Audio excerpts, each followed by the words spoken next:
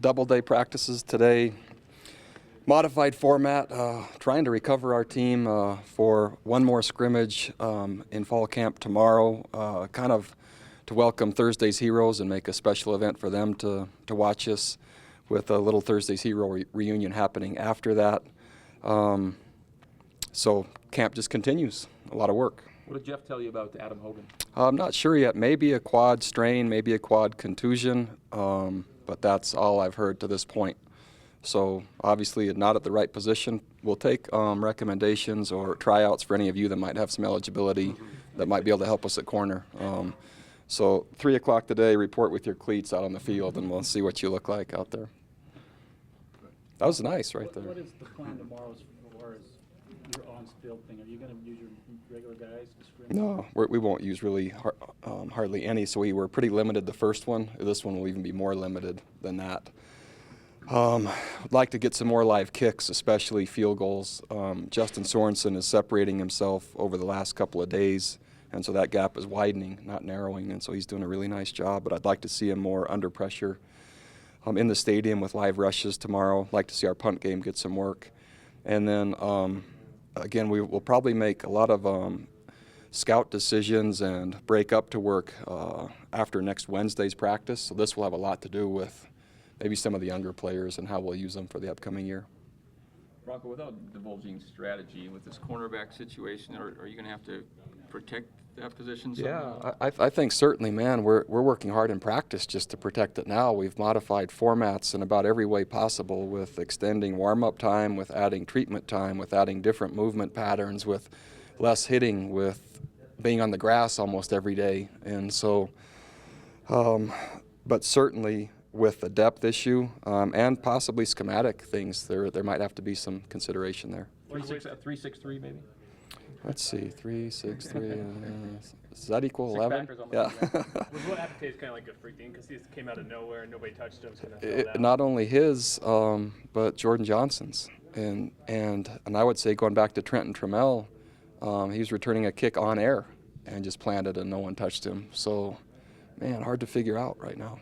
How far are you away from looking at all at Virginia, and does looking at the first opponent, that date change year to year? Next Wednesday.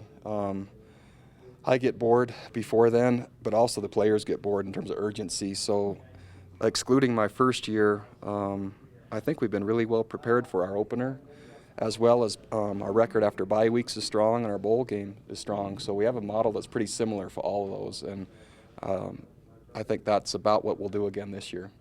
The tight end position, anyone emerging there?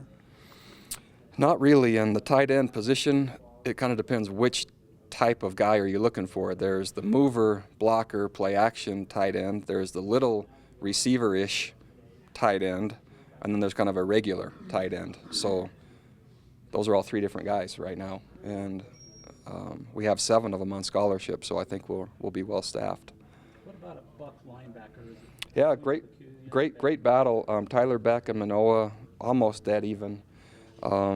With even a possibility of Spencer Hadley possibly playing some buck because Alani Fua is playing so well at the outside. So we have still quite a bit of time to determine which the best combination is. Tomorrow in the scrimmage we'll probably experiment with a few different things. Excluding Spencer getting work, we might have different inside backer combinations being trained.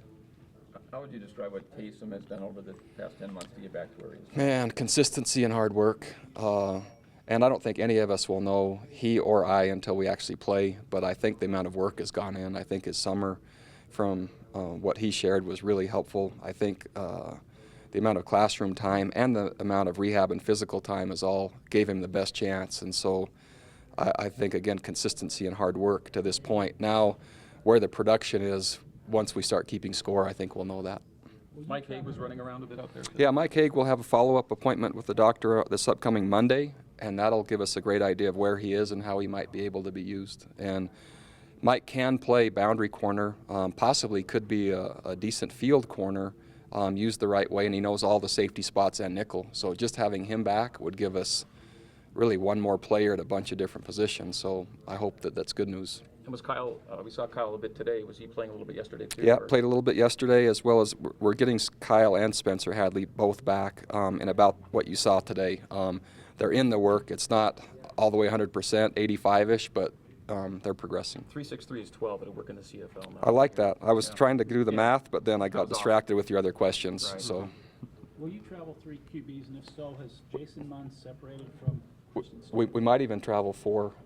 If, for instance, if Jason Munns isn't the third quarterback, I would take him just for his commitment to the program. He's tried so hard and has had a really unique set of circumstances here. So even if he wasn't the third, I would take him as the fourth. And with our unique signaling system, et cetera, sometimes it's good just to have an extra body to do that. Do you like the way the quarterbacks are spreading the ball around? It doesn't seem to be going to any one specific area. The offense in general is really difficult to defend. There's elements of option football. There's elements of BYU's old passing attack, and then there's some stuff in between. And if you tilt your defensive strategy toward any one particular of those components, you get big plays on you. So I think it's very effective, at least with us trying to defend it. Seems like a perfect time for your defense to have their hands full during fall camp. Then there's a few question marks there. Yeah, and I would say hands full we have. I like our scheme. I like our players.